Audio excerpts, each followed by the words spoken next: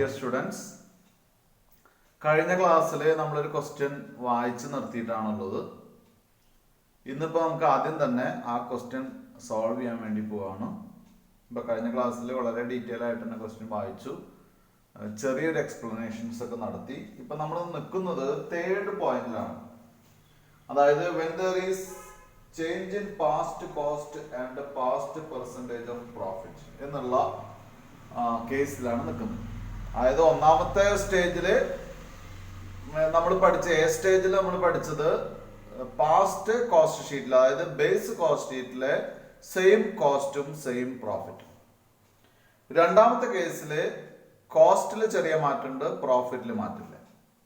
Third കേസിലാണ് പറയുന്നത് past കോസ്റ്റും പാസ്റ്റ് പെർസെൻറ്റേജും എന്ത് ചെയ്യാണ്, മാറുകയാണ്. അപ്പോൾ എന്താണ്, എങ്ങനെയാണ് ചെയ്യുക? വേറെ ഒന്നുമില്ല, ബേസ് കോസ്റ്റ് ഷീറ്റിലത്തെ റേറ്റും വ്യത്യാസം വരും, അതിലെ പ്രോഫിറ്റ് പെർസെൻറ്റേജും വ്യത്യാസം വരും. ഇനി ഞാൻ വീണ്ടും ക്വസ്റ്റ്യൻ വായിക്കുന്നില്ല, അതുകൊണ്ടാണ് ഇന്ന് ആദ്യമായിട്ട് ബോർഡ് വെച്ച് ക്ലാസ് സ്റ്റാർട്ട് ചെയ്യുന്നത്. ഞാനിവിടെ നേരത്തെ 13ാമത്തെ ഇല്ലസ്ട്രേഷൻ ഒന്നുകൂടി പറയാം. 294 294 പേജില് 13ാമത്തെ ഇല്ലസ്ട്രേഷൻ ആണ് കഴിഞ്ഞ ദിവസം വായിച്ചത്. അതിന്റെ ഭാഗമായിട്ട് കുറച്ച് അഡ്ജസ്റ്റ്മെന്റ്സ് ഒക്കെ അതിൽ പറഞ്ഞിട്ടുണ്ട്. അതിന്റെ ഭാഗമായിട്ട് ഞാൻ ബേസ് കോസ്റ്റ് ഷീറ്റ് വരച്ചു വെച്ചിട്ടുണ്ട്. ദിസ് ഈസ് ഫോർ എത്ര യൂണിറ്റ് ആണ്? 1000 യൂണിറ്റ് ആണ് ഔട്ട്പുട്ട് എന്ന് പറയുന്നത്. അപ്പൊ ഞാൻ ഇവിടെ പെർ യൂണിറ്റ് ഉള്ള കാരണം കൊണ്ട് തന്നെ 1000 യൂണിറ്റ് ആണ്, 1000 യൂണിറ്റ്സ്. ഇതാണ് ഔട്ട്പുട്ട്. അപ്പോ ഇതിലെ എമൗണ്ടിനെ 1000 കൊണ്ട് ഡിവൈഡ് ചെയ്താലാണ് ഇതിലത്തെ എമൗണ്ട് കിട്ടുക. അങ്ങനെ നമുക്ക് ക്വസ്റ്റ്യനിലേക്ക് പോവാം. ആദ്യം ഇവിടെ തന്നിട്ടുള്ള കോസ്റ്റ് ഓഫ് മെറ്റീരിയൽസ് ആണ്. അപ്പോ ഇവിടെ ഓപ്പണിംഗ് സ്റ്റോക്ക് ഇല്ല. അപ്പൊ ഞാൻ തന്നിട്ടുള്ള പേരെന്ന് എഴുതുന്നുണ്ട്, റോ മെറ്റീരിയൽസ് എഴുതുന്നില്ല.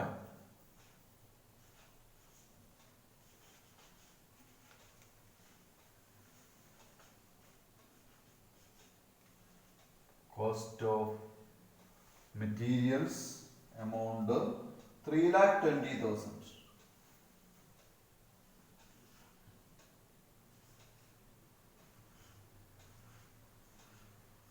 $3,20,000 അത് നമുക്ക് 1000 കൊണ്ട് ഡിവൈഡ് ചെയ്യാം.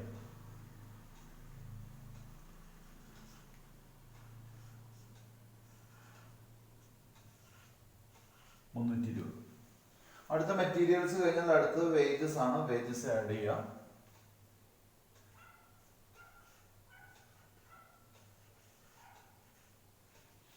വേജസ് എന്ന് പറയുന്നത് 4,80,000 ആണ്, 4,80,000.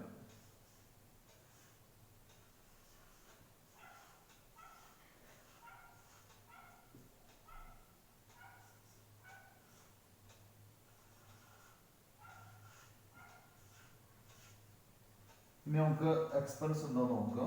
എക്സ്പെൻസ് ഇല്ല. ഡയറക്റ്റ് എക്സ്പെൻസ് ഉണ്ടെങ്കിൽ അത് ആഡ് ചെയ്യണല്ലോ, അതുകൊണ്ടാണ് പറഞ്ഞത്.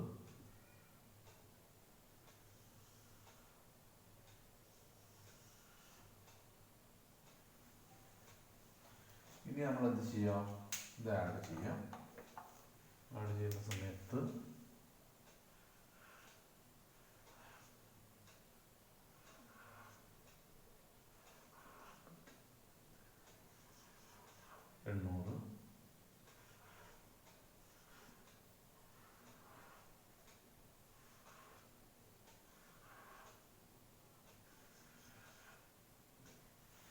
$8,08,000 ആണ്.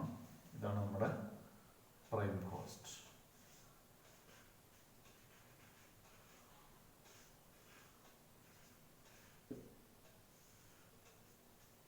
ഇനി ഇതിനോടുകൂടി ആണ് എന്ത് ആഡ് ചെയ്യേണ്ടത്, ഫാക്ടറി ഓവർഹെഡ് ആഡ് ചെയ്യേണ്ടത്. അപ്പൊ തൊട്ട് താഴെ ആഡ് ഫാക്ടറി ഓവർഹെഡ് ആണ് എഴുതേണ്ടത്. പക്ഷെ നമുക്കിവിടെ തന്നിട്ടുള്ളത് എന്താണെന്ന് നോക്കാം. നമുക്ക് തന്നിട്ടുള്ളത് ഫാക്ടറി ഓവർഹെഡ് എന്നുള്ളതിന് പകരമായിട്ട് മാനുഫാക്ചറിങ് എക്സ്പെൻസ് എന്നാണ്. അപ്പൊ അത് അങ്ങനെ എഴുതിയാൽ മതി.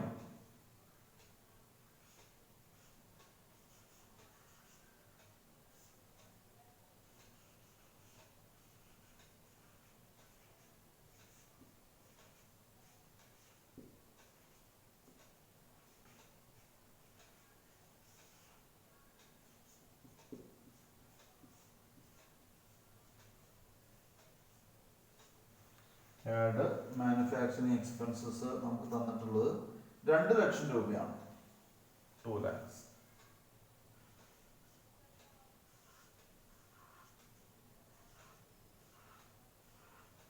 ആണ്. ഇത് പെർ യൂണിറ്റിലേക്ക് ആക്കുന്ന സമയത്ത് 1000 യൂണിറ്റ് ആണല്ലോ പെർ യൂണിറ്റ്.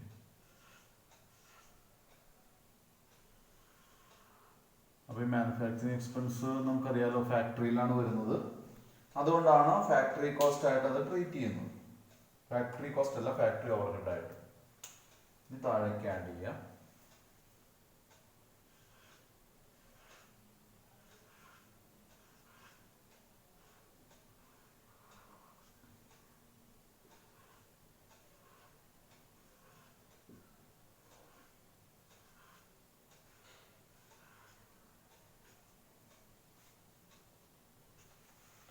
ആണ്. ഇത് നമുക്ക് ഫാക്ടറി കോസ്റ്റ് എന്ന് പറയാം.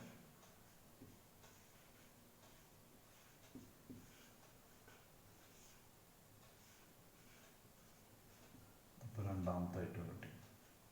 ഇനി ഇതിനോട് കൂടിയിട്ടാണ് സാധാരണ നമുക്ക് എല്ലാവർക്കും അറിയാം office and administrative overheads add ചെയ്യേണ്ടത്. പക്ഷെ ഇവിടെ എന്താണുള്ളത്, എങ്ങനെയാണ് തന്നിട്ടുള്ളത് നോക്കാം. ഇവിടെ തന്നിട്ടുള്ള ഓഫീസ് സാലറീസ് തന്നിട്ടുണ്ട്. Then general expense. അപ്പൊ ഇവിടെ ഒരു ചെറിയ വ്യത്യാസം ഇവിടെ തന്നെ വന്നിട്ടുണ്ട് കേട്ടോ. ഇവിടെ നമ്മൾ എന്ത് ചെയ്യണം, add office and administrative overheads എന്ന് പറഞ്ഞ് എഴുതുന്ന ഒറ്റ ഐറ്റം അല്ല, നമുക്ക് ഇവിടെ 2 ഐറ്റം ആയിട്ടാണ് തന്നിട്ടുള്ളത്. അപ്പൊ 2 ഐറ്റം എഴുതണം. അപ്പൊ ഞാൻ അതിന് ഒരു add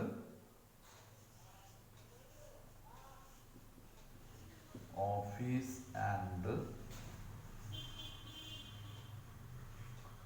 administrative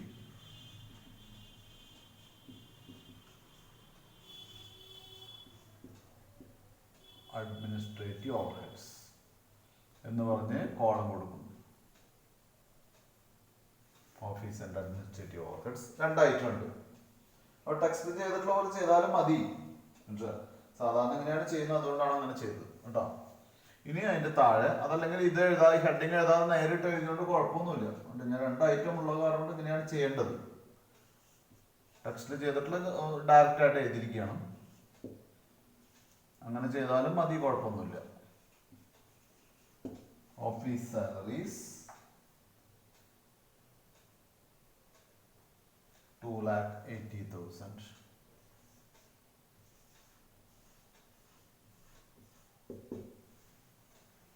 Then general expenses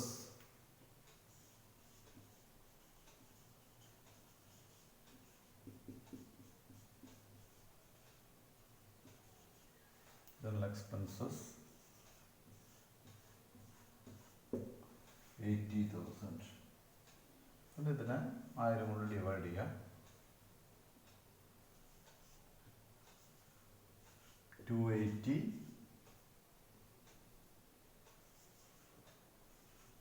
80.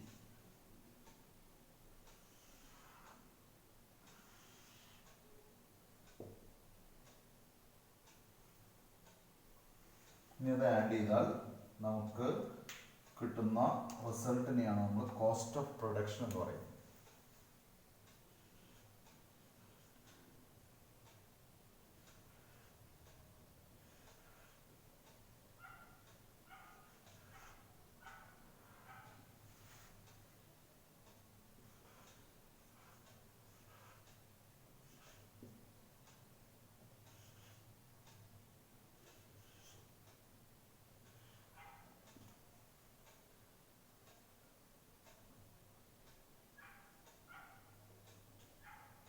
$13,60,000. അവിടെ 1,360 രൂപ പെർ യൂണിറ്റ്. ഇതാണ് നമ്മുടെ cost of production.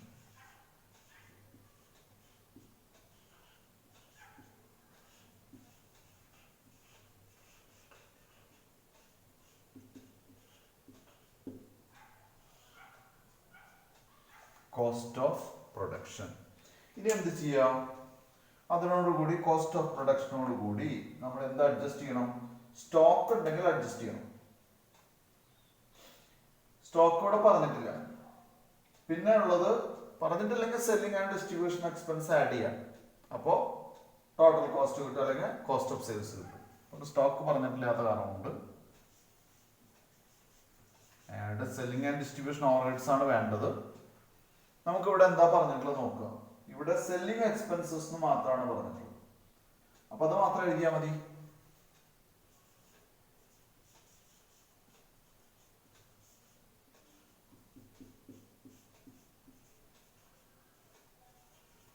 Selling expenses എന്ന് പറയുന്നത് 1,20,000.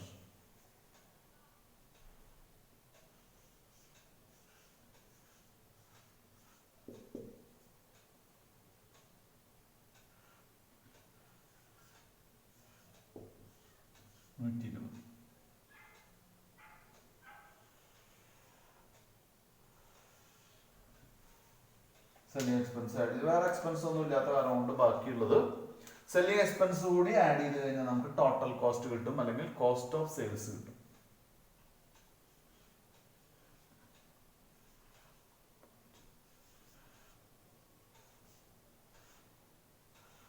അപ്പൊ ഇതൊക്കെ ചെയ്തിട്ടാണ് അടുത്തത് ചെയ്യാൻ പറ്റുള്ളൂ. കോസ്റ്റ് ഷീറ്റ് വരച്ചിട്ടാണ് നമുക്ക് കൊട്ടേഷൻ കോസ്റ്റ് ഷീറ്റ് വരയ്ക്കാൻ പറ്റുള്ളൂ. അപ്പൊ അതിന്റെ ഗുണം എന്താന്ന്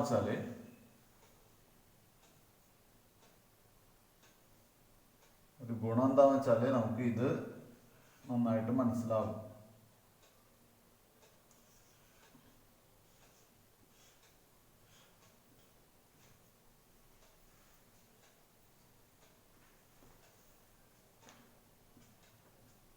$14,80,000 40,80,000. Then per unit 1,480 ആണ് per unit. ഇതിനെയാണ് നമ്മൾ എന്തായിട്ട് പറയുന്നത്? ടോട്ടൽ കോസ്റ്റ് ഓർ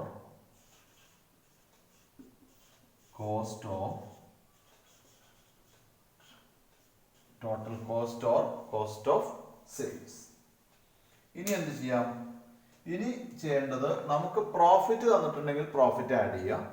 സെയിൽസ് തന്നിട്ടുണ്ടെങ്കിൽ പ്രോഫിറ്റ് എഴുതാനുള്ള സ്പേസ് വിട്ടിട്ട് സെയിൽസ് താഴേക്ക് എഴുതുക. ബാലൻസ് ചെയ്തിട്ട് കിട്ടുന്നതിന് ബാലൻസിങ് ഫിഗർ ആണ് എന്തായിട്ട് വരിക? പ്രോഫിറ്റ് ആയിട്ട് വരിക. അപ്പൊ നമുക്ക് തന്നിട്ടുള്ള സെയിൽസ് ആണോ പ്രോഫിറ്റ് ആണോ എന്നുള്ളത് നോക്കുക. നമുക്ക് തന്നിട്ടുള്ള സെയിൽസ് ആണ് അല്ലെ? അപ്പൊ സെയിൽസ് ആയതുകൊണ്ട് നമുക്ക് എന്ത് ചെയ്യാം? പ്രോഫിറ്റിനുള്ള സ്പേസ് വിടാം.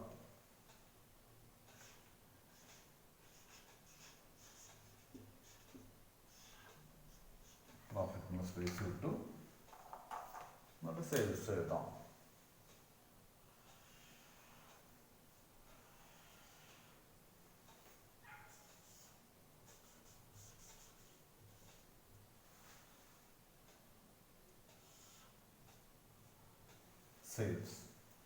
സെയിൽസ് തന്നിട്ടുള്ളത് 16 lakh ആണ്, 16 ലക്ഷം.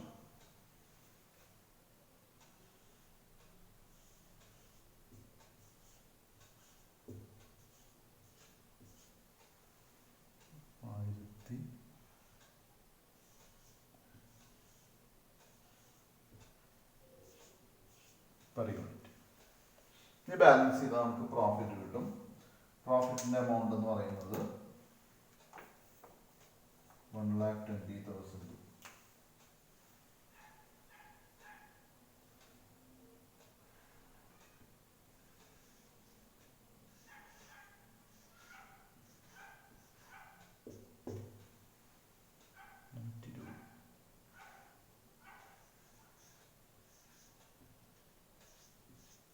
ഇതാണ് പ്രോഫിറ്റ്. അപ്പൊ ആദ്യത്തെ ബേസ് കോസ്റ്റ് ഷീറ്റ് കഴിഞ്ഞു. ഇത്രയാണ് ചെയ്യാനുള്ളത്. ഇതൊരു ഓർഡിനറി കോസ്റ്റ് ഷീറ്റ് ആണ്, യാതൊന്നും ഇതിൽ ശ്രദ്ധിക്കാനില്ല. പക്ഷെ ഇനി അടുത്ത നെക്സ്റ്റ് കൊട്ടേഷൻ കോസ്റ്റ് ഷീറ്റ് ആണ് നമുക്ക് ശ്രദ്ധിക്കാനുള്ളത്. ഇതൊരു ഓർഡിനറി കോസ്റ്റ് ഷീറ്റ് ആണ്. അപ്പൊ ഇങ്ങനെ എല്ലാ കൊട്ടേഷൻ കോസ്റ്റ് ഷീറ്റ് വരയ്ക്കുമ്പോഴും നമ്മൾ എന്ത് ചെയ്യണം? ബേസ് കോസ്റ്റ് ഷീറ്റ് വരയ്ക്കണം. അതുകൊണ്ട് തന്നെ കോസ്റ്റ് ഷീറ്റ് വരയ്ക്കുക എന്ന് പറയുന്നത് വളരെ തറവായിട്ടുണ്ടാവും, നന്നായിട്ട് മനസ്സിലായിട്ടുണ്ടാവും കുട്ടികൾക്ക് എന്ന് വിചാരിക്കുന്നു. അപ്പൊ അതുകൊണ്ട് ഇത് വീണ്ടും വീണ്ടും വരയ്ക്കുന്ന കാരണം കൊണ്ടും കാണുന്ന കാരണം കൊണ്ടും അത് ശ്രദ്ധിക്കാതിരിക്കരുത്. ഓരോ പ്രോബ്ലത്തിലും ഓരോരോ പുതിയ അറിവുകൾ നമുക്ക് കിട്ടും. അപ്പൊ അതുകൊണ്ട് അത് ശ്രദ്ധിക്കാം. ഇനി നമുക്ക് ഇത് ക്ലീൻ ചെയ്ത് കൊട്ടേഷൻ കോസ്റ്റ് ഷീറ്റിലേക്ക് പോകാം.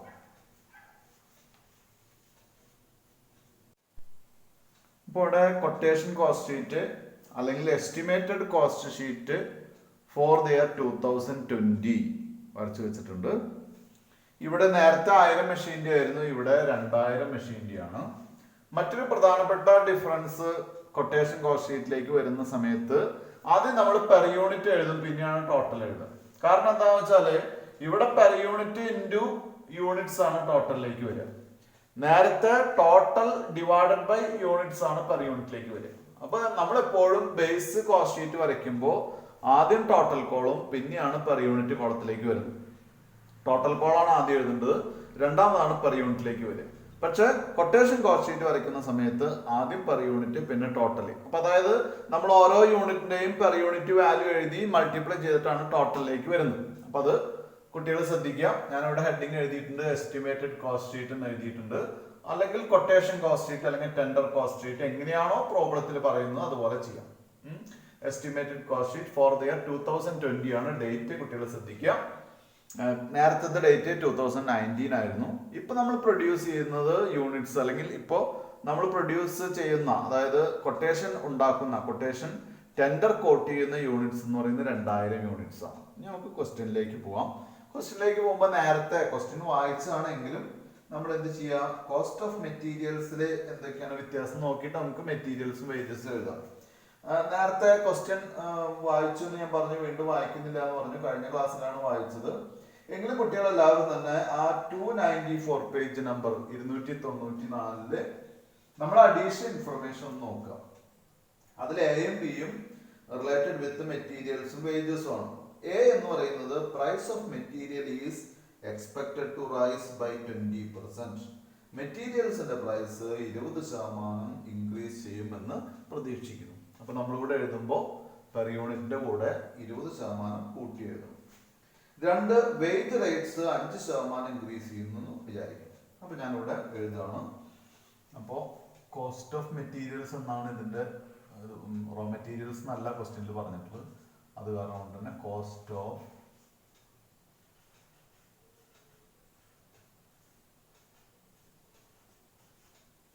മെറ്റീരിയൽസ്. ഇനി എന്ത് ചെയ്യാ, നേരത്തെ ബേസ് കോസ്റ്റ് ഷീറ്റിന്റെ പെർ യൂണിറ്റ് വാല്യൂ നോക്കുക എല്ലാവരും. ബേസ് കോസ്റ്റ് ഷീറ്റിന്റെ പെർ യൂണിറ്റ് വാല്യൂ എത്രയാണ്? 320 രൂപയാണ് അല്ലെ. അപ്പോ 320 പ്ലസ് എന്ത് ചെയ്യാ, 20%. എന്തിന്റെ 20%? 320ന്റെ തന്നെ 20%. അപ്പൊ 320ന്റെ 10% എന്ന് പറയുമ്പോൾ 32 അല്ലെ. പിന്നെ 10% എന്ന് പറഞ്ഞാൽ വീണ്ടും 32. അപ്പൊ എത്ര വരിക? 64 രൂപയാണ് വരിക. ഞാനിവിടെ 64 രൂപയാണ് വരിക എന്ന് മനസ്സിലാക്കുക. അപ്പൊ 64 കൂടി കൂട്ടുമ്പോൾ 320 പ്ലസ് 64 384 ആണ് പെർ യൂണിറ്റ് വരിക. മനസ്സിലായിട്ടുണ്ടാവും എന്ന് വിചാരിക്കുന്നു. ഒന്നുകൂടി പറയണോ? ഒന്നുകൂടി പറയാം. 320 അതിന്റെ 20%, 10% എന്ന് പറഞ്ഞാൽ 32, പിന്നെ 10% എന്ന് പറഞ്ഞാൽ 32, അപ്പൊ 64 ആഡ് ചെയ്യുമ്പോൾ 384 കേട്ടോ. ഇത്രയേ ഉള്ളൂ, സിമ്പിൾ ആണ്, കുഴപ്പമില്ല. അപ്പോൾ increase cost of materials increase ചെയ്യുന്നു, ആ ഇൻക്രീസ് നമ്മൾ അഡ്ജസ്റ്റ് ചെയ്തു. ഇനി എന്ത് ചെയ്യണം? 384 കിട്ടിക്കഴിഞ്ഞാൽ 2000 കൊണ്ട് മൾട്ടിപ്ലൈ ചെയ്യാം അല്ലെ. 1000 കൊണ്ട് മൾട്ടിപ്ലൈ ചെയ്ത് കഴിഞ്ഞാൽ 3,84,000 അതിന്റെ ഇരട്ടി. അപ്പോൾ 7,68,000.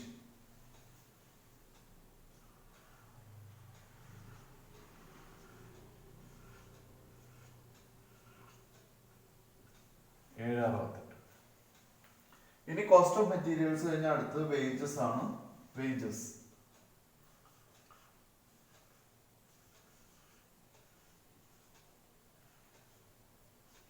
വേജസിനും ഇതുപോലെ തന്നെ നമ്മൾ പറഞ്ഞിട്ടുള്ളത് 5% ഹൈക്കാണ് പ്രതീക്ഷിക്കുന്നത്. Wages rates are expected to show an increase of 5%.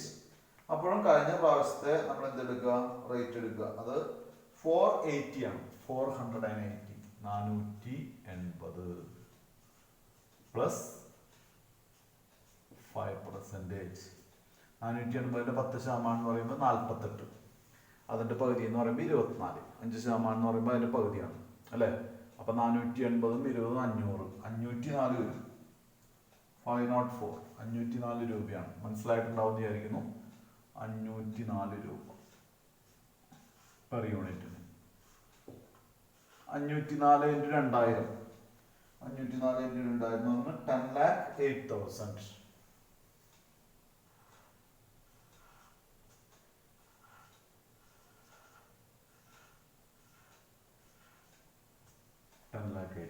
നേരത്തെ ക്വസ്റ്റ്യനില് എന്തില്ല, നമുക്ക് ഡയറക്റ്റ് എക്സ്പെൻസ് ഇല്ല. അപ്പൊ ഇവിടെയും നമുക്ക് പ്രതീക്ഷിക്കേണ്ടതില്ല. അപ്പൊ ഇതാണ് നമുക്കൊരു ഇൻഫർമേഷൻ ഉള്ളത്. ബേസ് കോസ്റ്റ് ഷീറ്റിന്റെ മുകളില് ഡിഫറൻസ് പറയുന്നു, അത് വെച്ച് നമ്മൾ എന്ത് ചെയ്യുന്നു, ബഡ്ജറ്റഡ് കോസ്റ്റ് ഷീറ്റ് ഉണ്ടാക്കുന്നു. അത്രേ ഉള്ളൂ കേട്ടോ.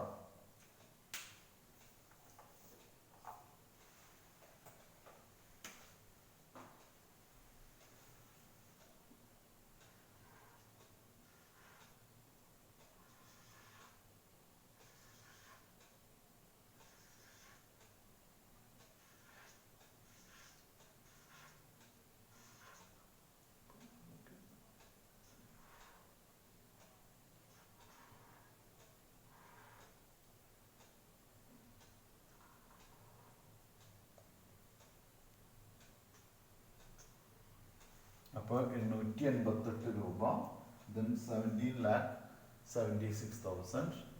അതിന് പേര് കൊടുക്കുക.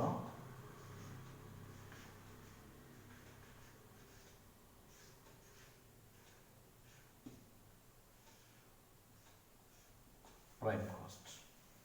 പ്രൈം കോസ്റ്റ് കിട്ടിക്കഴിഞ്ഞാൽ നേരത്തെ ബേസ് കോസ്റ്റ് ഷീറ്റ് തന്നെ നോക്കുക. കാരണം നമുക്ക് വേറെ ഇൻഫർമേഷൻസ് ഒന്നും തന്നെ നമ്മുടെ മുമ്പിലില്ല.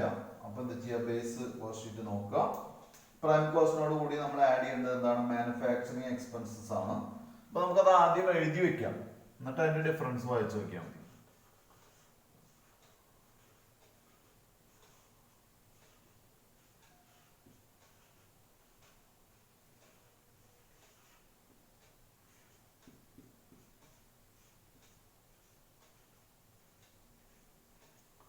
Manufacturing expenses. ഈ മാനുഫാക്ചറിങ് എക്സ്പെൻസസ് നമുക്ക് എന്താണ് പറഞ്ഞിട്ടുള്ളത്, തേർഡ് പോയിന്റിൽ, സി പോയിന്റിൽ പറഞ്ഞിട്ടുണ്ട് അഡ്ജസ്റ്റ്മെന്റില്.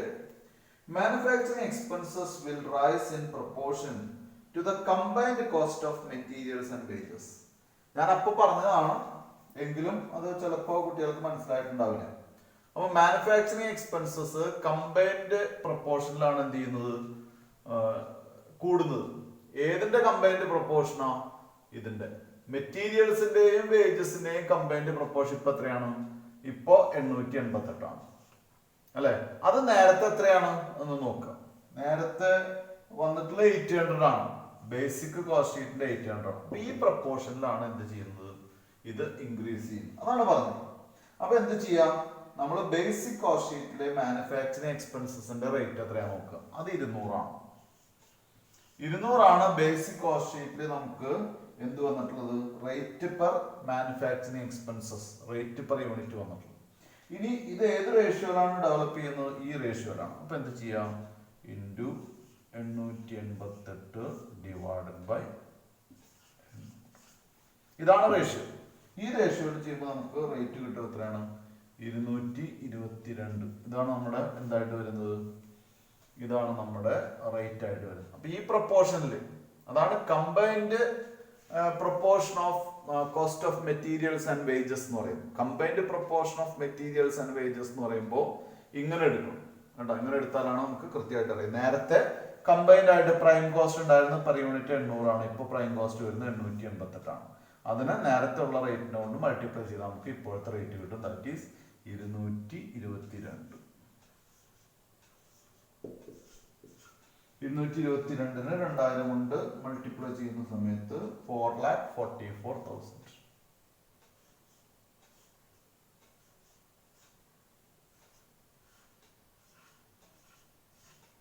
4,44,000. ഇത് മനസ്സിലായിട്ടുണ്ടാവും എന്ന് വിചാരിക്കുന്നു. ഇത് മാറ്റുന്നുണ്ട്. മാനുഫാക്ചറിങ് എക്സ്പെൻസ് ആഡ് ചെയ്ത് കഴിഞ്ഞാൽ നമുക്ക് ഫാക്ടറി കോസ്റ്റ് ആണ് കിട്ടുക.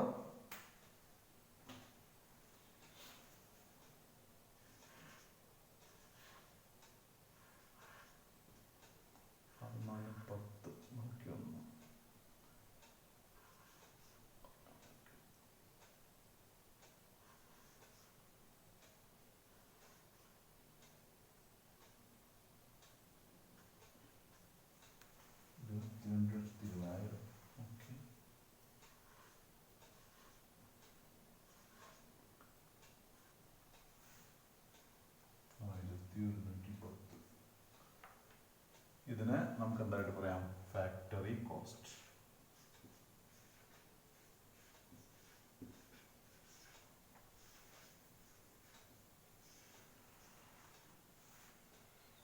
ഫാക്ടറി കോസ്റ്റ് 1110 രൂപ ഒരു യൂണിറ്റിന്. ടോട്ടല് 22,20,000. ഇനി അതിൻ്റെ കൂടെ ആഡ് ചെയ്യേണ്ട ഐറ്റം എന്ന് പറയുന്നത്, ഫാക്ടറി കോസ്റ്റ് കിട്ടിക്കഴിഞ്ഞാൽ നമുക്ക് ആഡ് ചെയ്യേണ്ട ഐറ്റം എന്ന് പറയുന്നത് രണ്ട് ഐറ്റം ഉണ്ട്. ഓഫീസ് സാലറീസും ഉണ്ട്, ജനറൽ എക്സ്പെൻസും ഉണ്ട്. അപ്പോൾ അത് എഴുതി വെക്കുക. ഇനി ഞാൻ വേറെ ഹെഡിങ് ഒന്നും എഴുതുന്നില്ല. എഴുതി വെച്ചതിന് ശേഷം എന്തെങ്കിലും ചേഞ്ച് ഉണ്ടോ എന്ന് നോക്കിയാൽ മതി.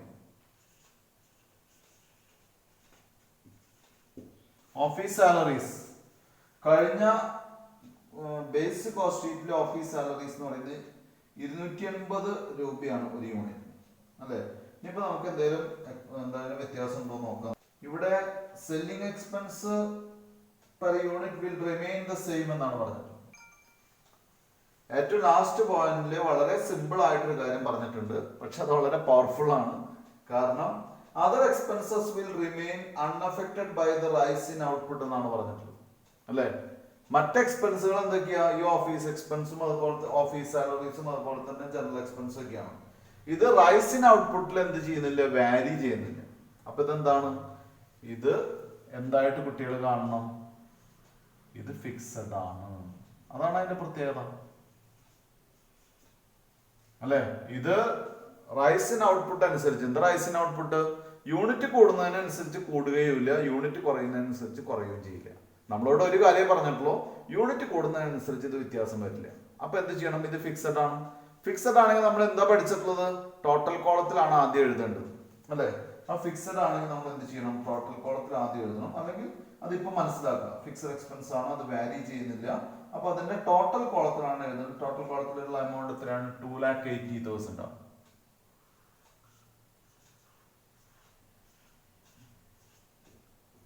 Office salaries. Then general expense.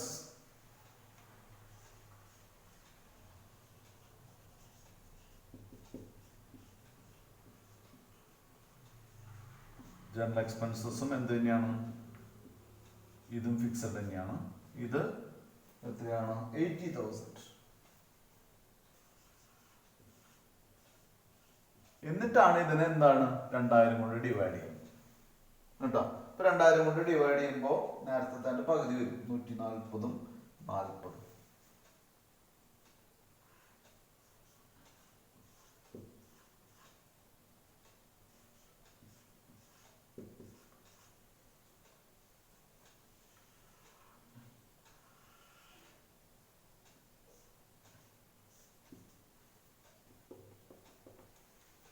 അത് കഴിഞ്ഞു. ഇനി അത് ആഡ് ചെയ്യാം. ആഡ് ചെയ്യുമ്പോൾ നമുക്ക് എന്ത് കിട്ടും? ഫാക്ടറി കോസ്റ്റിന്റെ കൂടെ ഓഫീസ് ഓവർഹെഡ് ആഡ് ചെയ്ത് കഴിഞ്ഞാൽ നമുക്ക് കോസ്റ്റ് ഓഫ് പ്രൊഡക്ഷൻ ആണ് കിട്ടുക.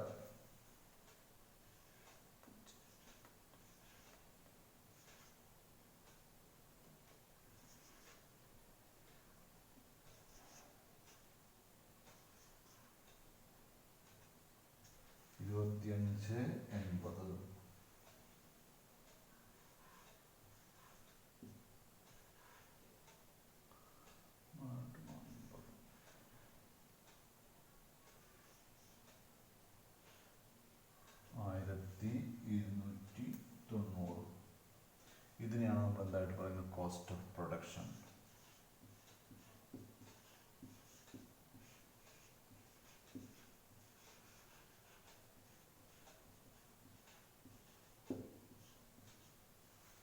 Cost of production. ഇനി എന്ത് ചെയ്യാം? അതിനോടുകൂടി എന്ത് ആഡ് ചെയ്യാം? അതിനോടുകൂടി ആഡ് ചെയ്യേണ്ട ഐറ്റാണ് കോസ്റ്റ് ഓഫ് പ്രൊഡക്ഷൻ. കിട്ടിക്കഴിഞ്ഞാൽ പിന്നുള്ള സെല്ലിംഗ് എക്സ്പെൻസ് ആണ്. Selling expenses remain same.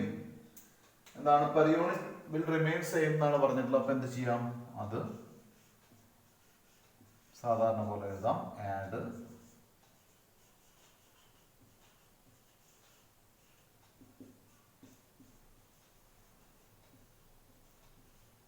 Selling expenses. Selling expense എത്രയാണെന്ന് നേരത്തെ നോക്കാം. പെർ യൂണിറ്റ് 120 ആണ്. അപ്പൊ അതങ്ങനെ തന്നെ എഴുതാം. 120 × 2000 എന്ന് പറയുമ്പോൾ 2,40,000.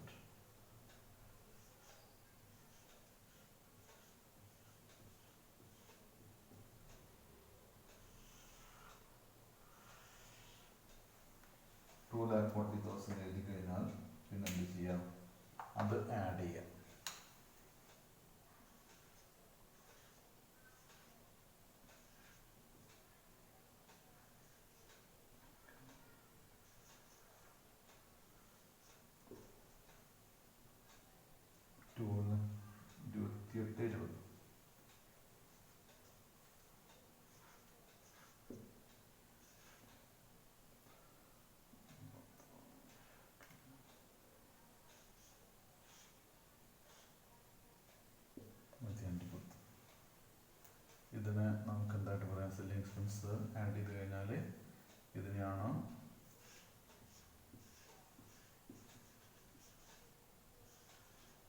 Total cost or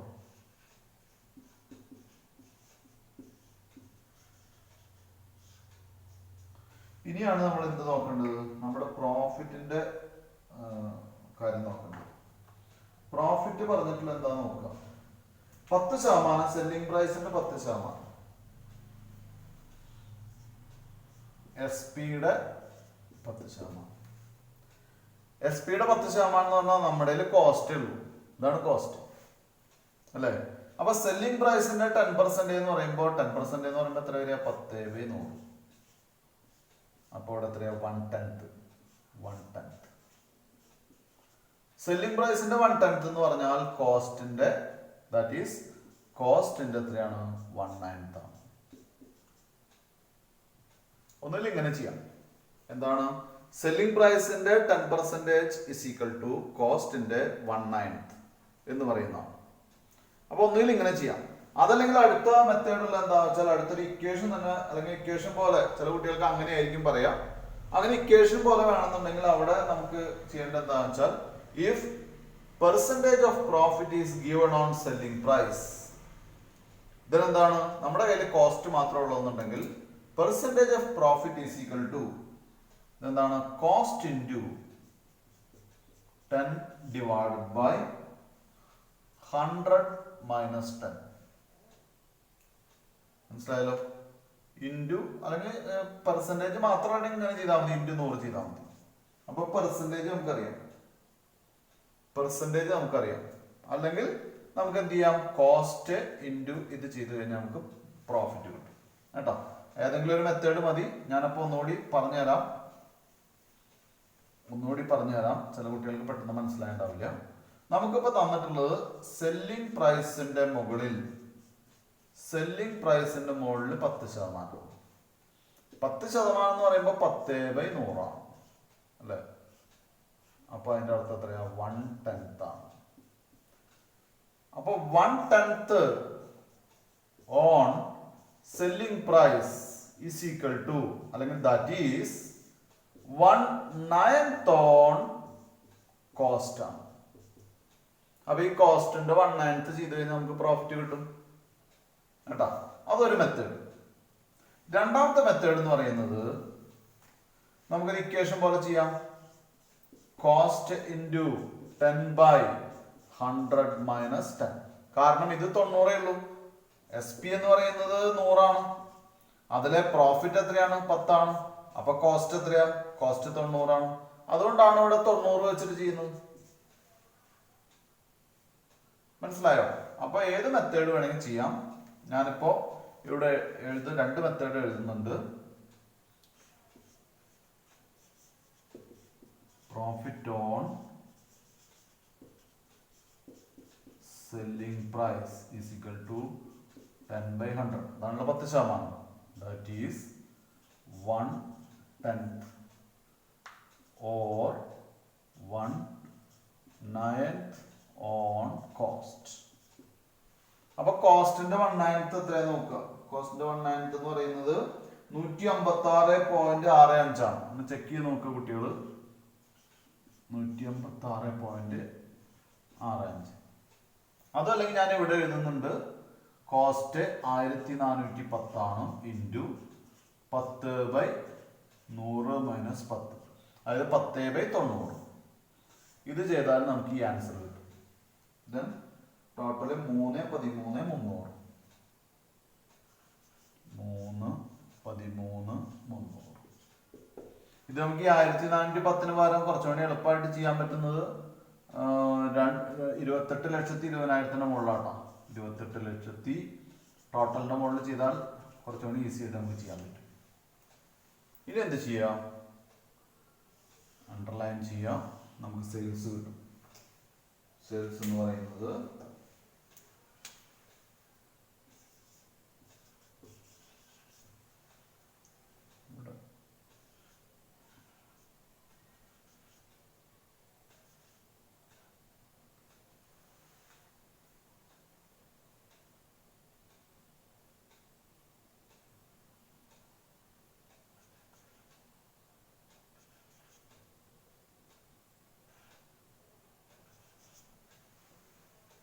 31,33,300.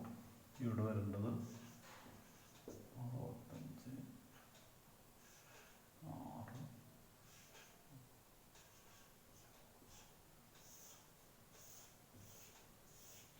1566.65 31,33,300.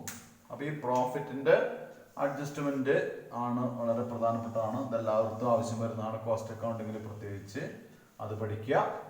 അതുപോലെ തന്നെ ഇവിടെ റേറ്റ് ഇൻക്രീസ് പഠിക്കുക 2 കേസിൽ. അതുപോലെ തന്നെ ഇവിടെ ഒരു സ്പെഷ്യാലിറ്റി ഉണ്ട്. എന്താണ്? ഫിക്സഡ് കോസ്റ്റ് വന്നിരിക്കുന്നു. അപ്പോൾ ഫിക്സഡ് കോസ്റ്റ് ആണെന്ന് പറയുന്നത് ഇൻഡയറക്റ്റ് ആയിട്ടാണ്. അതായത് ഇവിടെ ഇത് ഇറസ്പെക്റ്റീവ് ഓഫ് എന്താണ് ചേഞ്ച് ഇൻ യൂണിറ്റ്സ് എന്നാണ് പറഞ്ഞിട്ടുള്ളത്. 2,80,000 തന്നെയാണ് 1000 യൂണിറ്റ് ഉണ്ടാക്കുമ്പോൾ, 2000 യൂണിറ്റ് ഉണ്ടാക്കുമ്പോൾ 2,80,000 തന്നെ. അപ്പൊ പെർ യൂണിറ്റ് എഴുതിയിട്ട് ചെയ്താൽ പറ്റില്ല. പെർ യൂണിറ്റ് വ്യത്യാസം വരും. പെർ യൂണിറ്റ് 5000 യൂണിറ്റ് ഉണ്ടാക്കിയാൽ ഇനിയും കുറയും. 500 യൂണിറ്റ് ഉണ്ടാക്കിയാണെങ്കിൽ പെർ യൂണിറ്റ് കൂടും. കാരണം എന്താ? എത്ര യൂണിറ്റ് ഉണ്ടാക്കിയാലും ഇത് സെയിം ആണ്. അപ്പൊ പെർ യൂണിറ്റ് കോസ്റ്റ് വ്യത്യാസം വരും. അപ്പൊ ഇത്തരം എക്സ്പെൻസ് എഴുതുമ്പോൾ ആദ്യം എവിടെ എഴുതണം? ടോട്ടൽ കോളത്തിൽ എഴുതണം കേട്ടോ. അപ്പൊ ഇതൊരു വളരെ വളരെ ഇമ്പോർട്ടന്റ് ക്വസ്റ്റ്യൻ ആണ്. നന്നായിട്ട് ശ്രദ്ധിക്കണം. കുട്ടികൾക്ക് എന്തെങ്കിലും സംശയം തോന്നുന്നുണ്ടെങ്കിൽ ഇങ്ങോട്ട് പെട്ടെന്ന്, അല്ലെങ്കിൽ ആ സംശയം തോന്നുന്ന ഏരിയ നോക്കി പറയുകയാണെങ്കിൽ അത് ക്ലിയർ ചെയ്ത് തരാം. ഇപ്പൊ ഇവിടുത്തെ ഈ കേസില് ഇപ്പൊ ഇവിടെ ഓഫീസ് സാലറീസും ജനറൽ എക്സ്പെൻസും എന്തെങ്കിലും ഡിഫറൻസ് ഉണ്ടോ എന്ന് പറഞ്ഞില്ല നമ്മളോട്. അത് പറയുന്നതിന് പകരം പറഞ്ഞത് എന്താന്ന് വെച്ചാല് സെല്ലിംഗ് എക്സ്പെൻസസ് പെർ യൂണിറ്റ് 120 രൂപ തന്നെ സെയിം ആണ് എന്നാണ് പറഞ്ഞത്. ദെൻ എന്ത് ചെയ്യുന്നു? അതർ എക്സ്പെൻസസ് എന്താണ്? Other expenses will remain unaffected. Unaffected എന്നാണ് പറഞ്ഞത്. അൺഅഫക്റ്റഡ് എന്നാണ് പറഞ്ഞത്. Other units will remain unaffected. Then എന്താണ്? By the rise in output എന്നാണ് പറഞ്ഞത്. അതായത് നമ്മുടെ ഔട്ട്പുട്ട് മാറുന്നതിനനുസരിച്ച് 1000 യൂണിറ്റ് എന്നുള്ളത് 2000 യൂണിറ്റ് ആവുമ്പോൾ എന്ത് വ്യത്യാസം വരില്ല? ഔട്ട്പുട്ടിന്റെ റൈസിനനുസരിച്ച് എമൗണ്ട് മാറുന്നില്ല. അപ്പൊ അതിന്റെ അർത്ഥം 1000 യൂണിറ്റ് ഉണ്ടാക്കിയാലും 2000 യൂണിറ്റ് ഉണ്ടാക്കിയാലും 3000 യൂണിറ്റ് ഉണ്ടാക്കിയാലും ടോട്ടൽ കോസ്റ്റ് എന്ത് തന്നെയാണ്? ഓഫീസ് സാലറീസ് 2,80,000 ആണ്. ജനറൽ എക്സ്പെൻസ് 80,000 ആണ്. മനസ്സിലായല്ലോ? അപ്പോ പെർ യൂണിറ്റിൽ എന്ത് വരും? പെർ യൂണിറ്റിൽ വ്യത്യാസം വരും. സാധാരണ കുട്ടികളൊന്ന് ആലോചിച്ച് നോക്കുക. ഒരു പാന ഉണ്ടാക്കുന്ന ഒരു കമ്പനിയാണ്. പാന ഉണ്ടാക്കുന്ന കമ്പനിയില് ആ കമ്പനിയിൽ 1000 പാന ഉണ്ടാക്കിയാലും 5000 പാന ഉണ്ടാക്കിയാലും 10,000 പാന ഉണ്ടാക്കിയാലും ഓഫീസ് സാലറിയിൽ മാറ്റം വരില്ലല്ലോ. അതാണ് അതിന്റെ ലോജിക്ക് അല്ലെ? ജനറൽ എക്സ്പെൻസസിൽ മാറ്റം വരില്ല. എന്താ കാരണം? ഓഫീസിൽ വരുന്ന എക്സ്പെൻസസ് ആണ് ജനറൽ എക്സ്പെൻസ്. അപ്പൊ അവിടെയും മാറ്റം വരില്ല. അതുകൊണ്ടാണ് ഞാൻ പറഞ്ഞത് ഇവിടെ ഈ 2,80,000 80,000 എന്ന് പറയുന്നത് ടോട്ടൽ കോളത്തില് എന്താണ് എഴുതിയിട്ട് വേണം അതിനെ പെർ യൂണിറ്റ് കൊണ്ട് ഡിവൈഡ് ചെയ്യാൻ. അപ്പൊ ഇത് 2 പ്രശ്നങ്ങളുണ്ട് ഇവിടെ. ഒന്ന് നമുക്ക് പറഞ്ഞിട്ടുള്ളത് ഇൻഡയറക്റ്റ് ആയിട്ടാണ്. ഇവിടെ എടുത്തു പറഞ്ഞിട്ടില്ല. ഓഫീസ് സാലറി ജനറൽ എക്സ്പെൻസസ് എന്ന് എടുത്തു പറഞ്ഞിട്ടില്ല. അതർ എക്സ്പെൻസസ് എന്നാണ് പറഞ്ഞിട്ടുള്ളത്. 2 ഇത് ഫിക്സഡ് ആണെന്ന് പറഞ്ഞിട്ടില്ല. ഇത് ഫിക്സഡ് ആണെന്ന് പറഞ്ഞിട്ടില്ല. മാത്രമല്ല നിങ്ങൾക്കിപ്പം ഫ്ലെക്സിബിൾ ബഡ്ജറ്റ് ഒക്കെ പഠിച്ചാലാണ് ഇത് കിട്ടുള്ളൂ. ഫ്ലെക്സിബിൾ ബഡ്ജറ്റ് ഇപ്രാവശ്യത്തെ ടോപ്പിക്കിലില്ല കേട്ടോ. അപ്പൊ office salaries general expenses fixed ആണ്. ആ ഫിക്സഡ് ആണെങ്കിൽ അത് എങ്ങനെ അഡ്ജസ്റ്റ് ചെയ്യും? അത്തരം കാര്യങ്ങൾ ഇവിടെ ഒന്ന് സെപ്പറേറ്റ് പറഞ്ഞിട്ടില്ല. 2 പറഞ്ഞാൽ തന്നെ പെട്ടെന്ന് മനസ്സിലാക്കാൻ പറ്റുന്ന രീതിയിലല്ല പറഞ്ഞിട്ടുള്ളത്. അപ്പൊ അത് വളരെയധികം ശ്രദ്ധിക്കുക. പിന്നെ അതുപോലെ തന്നെ ഞാൻ നേരത്തെ പറഞ്ഞു ഇവിടെ ഇത് നമ്മൾ നേരത്തെ പഠിച്ചതാണ്. ഇതിൽ വ്യത്യാസമില്ല. അത് കുഴപ്പമില്ല. പക്ഷെ പ്രോഫിറ്റിന്റെ കേസിൽ ഇനിയും മനസ്സിലാകാത്ത കുട്ടികൾ ചിലപ്പോൾ ഇതിലുണ്ടാവും. ഇത് ഞാൻ പറഞ്ഞത് കൃത്യമായിട്ട് മനസ്സിലായില്ല എന്ന് പറയുന്ന കുട്ടികൾ ഉണ്ടാവാം. അപ്പൊ അവരെന്ത് ചെയ്യുക? ഒന്നുകൂടി ഇത് വായിച്ചു നോക്കുക. മനസ്സിലായിട്ടുണ്ടോ എന്ന് നോക്കുക. മനസ്സിലായിട്ട് ഉണ്ടെങ്കിൽ അത് ഒന്ന് ചെയ്തു നോക്കുക. ഈ പല ടൈപ്പ് ആൻസറുകൾ എടുത്തൊന്ന് ചെയ്തു, ക്വസ്റ്റ്യൻ എടുത്തൊന്ന് ചെയ്ത് നോക്കുക. ഇതൊന്നുകൂടി 1-2 തവണ ഇത്തരം ക്വസ്റ്റ്യൻസ്, പ്രാക്ടിക്കൽ ക്വസ്റ്റ്യൻസ് ഒക്കെ ഉണ്ടെങ്കിൽ വർക്ക് ചെയ്യുക. എന്നിട്ടും എന്തെങ്കിലും സംശയങ്ങൾ ഉണ്ടെങ്കിൽ പെട്ടെന്ന് തന്നെ കുട്ടികൾ അത് അന്ന് തന്നെ പെട്ടെന്ന് തന്നെ എന്ന് വെച്ചാൽ ഈ ക്ലാസ് കാണുന്ന അന്ന് തന്നെ ചോദിക്കുക. അപ്പൊ എനിക്ക് പറഞ്ഞു തരാൻ കുറച്ചുകൂടി ഈസിയാണ്. പക്ഷെ അത് കഴിഞ്ഞിട്ട് ചോദിച്ചാലും കുഴപ്പമില്ല കേട്ടോ. ഇത് എപ്പോഴും നമുക്ക് കോസ്റ്റിംഗിൽ എപ്പോഴും വരുന്ന അഡ്ജസ്റ്റ്മെന്റ്സ് ആണിത്. അപ്പൊ എന്തായാലും കുട്ടികൾ നിർബന്ധമായിട്ട് ഇത് അറിഞ്ഞിരിക്കണം. ഇന്ന് നമുക്ക് വളരെ ഇമ്പോർട്ടന്റ് ആയിട്ടുള്ള ടോപ്പിക്സ് ആണ് ഇന്ന് ക്ലാസ്സിൽ എടുത്തിട്ടുള്ളത്. അപ്പോൾ നന്നായിട്ട് റെഫർ ചെയ്ത് പഠിക്കണം. ഇത് വളരെ വളരെ ഇമ്പോർട്ടൻ്റ് ആണ്. ഇപ്പം പഠിച്ചു കഴിഞ്ഞാൽ പിന്നെ അത് മറക്കില്ല, ഒരു പ്രാവശ്യം പഠിച്ചാൽ മതി കേട്ടോ. അപ്പോൾ എന്തായാലും ഇന്നത്തെ ക്ലാസ് ഞാൻ അവിടെ നിർത്തുകയാണ്. Thank you.